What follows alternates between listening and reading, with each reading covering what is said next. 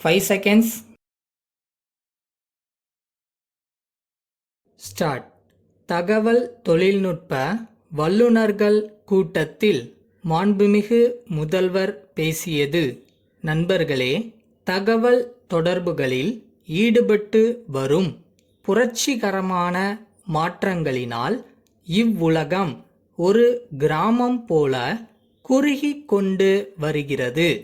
20 ஆண்டுகளுக்கு முன்பு வெறும் கருத்து படிவமாக மட்டுமே இருந்த தகவல் தொழில்நுட்பம் இன்று எங்கும் நிறைந்த பொருளாக ஆகிவிட்டது. மனித சமுதாயத்தின் சகல துறைகளிலும் ஊடுருவி நிற்க கூடியதாக விளங்குகிறது.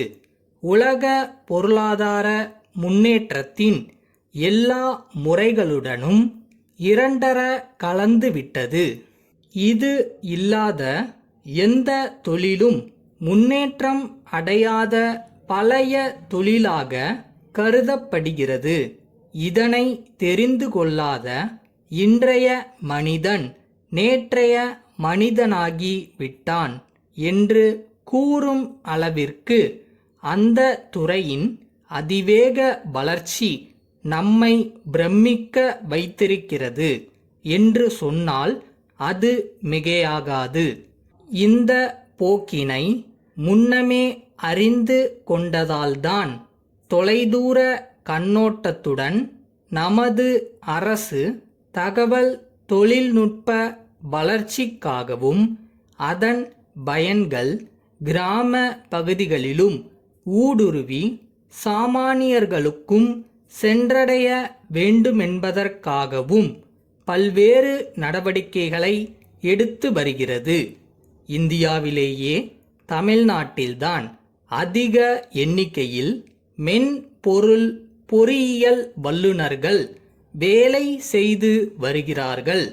சென்னை மாநகரை நாடி தகவல் தொழில்நுட்ப நிறுவனங்கள் தேர்வு செய்யும் முதல் நிலை நகரம் என்று தேசிய மென்பொருள் மற்றும் பணி நிறுவனங்களின் சங்கம் அறிவித்துள்ளது. அரசு துறைகளை கணினி மயமாக்கவும் பள்ளி கல்வியில் இந்த தொழில்நுட்பத்தை இணைக்கவும் தமிழ் மென்பொருளை உருவாக்கி பரப்பவும் ஒரு துணைக்குழுவும் உருவாக்கப்பட்டிருப்பதை மகிழ்ச்சியுடன் தெரிவித்துக் கொள்ள விரும்புகிறேன். நமது தொழில் முனைவோர்கள் அளிக்கும் வரவேற்பை பொறுத்துத்தான் எதிர்கால தொழில் வளர்ச்சியில் நமது மாநிலம் இந்திய துணை கண்டத்திலேயே முதன்மை இடத்தை பெற வேண்டி இருக்கிறது. இதனுடைய வளர்ச்சிக்காகத்தான் டைடல் என்று சொல்லக்கூடிய மென்பொருள் பூங்காவை சென்னையில் நிறுவியிருக்கிறோம்.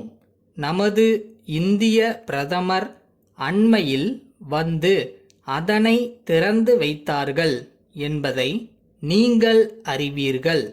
பள்ளிகளிலும் கல்லூரிகளிலும் அறிமுகப்படுத்தப்பட்டுள்ள கணினி கல்வி திட்டம் இந்தியாவிலேயே முதலாவதாக உள்ள மிக பெரிய திட்டமாகும்.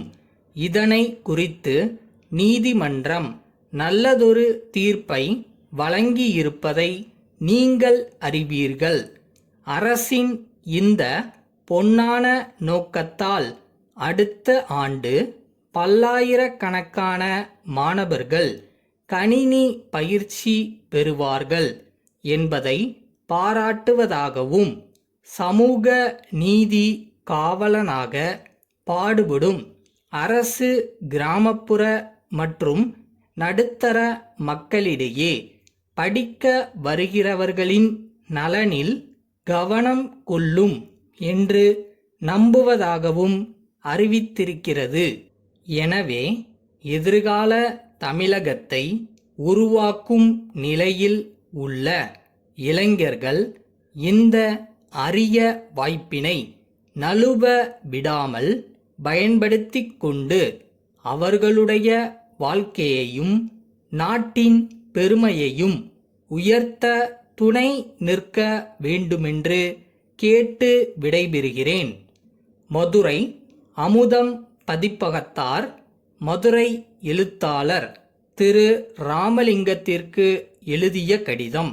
அன்புள்ள ஐயா, தாங்கள் எழுதிய 2 நாவல்களை நாங்கள் புத்தகமாக வெளியிட்டதில் நாங்கள் எதிர்பார்த்த அளவுக்கு அவைகள் விற்பனையாகவில்லை என்பதை தங்களுக்கு தெரிவித்துக் கொள்கிறோம்.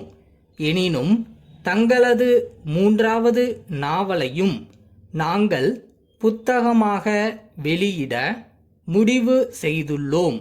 தங்களது 2 நாவல்களும் சிறந்த முறையில் எழுதப்பட்டிருந்தாலும் அவைகள் மக்களை கவரவில்லை என்பது வருந்தத்தக்கது. எனினும் சமீப காலங்களில் நல்ல முறையில் எழுதப்பட்ட பல நாவல்கள் விற்பனையில் எதிர்பார்த்த அளவுக்கு இருக்க இயலவில்லை. தாங்கள் சமீபத்தில் அனுப்பியிருந்த 9 புதிய நாவல்களையும் இத்துடன் திருப்பி அனுப்பியுள்ளோம். அவைகள் நாங்கள் எதிர்பார்த்த அளவுக்கு இல்லை என்பதை தெரிவித்துக் கொள்கிறோம்.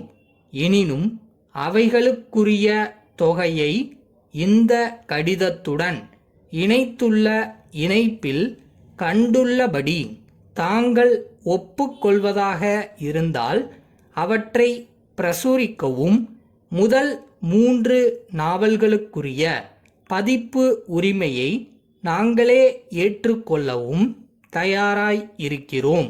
தங்களது பதில் கடிதத்தை எதிர்பார்க்கும் தங்கள் அன்புள்ள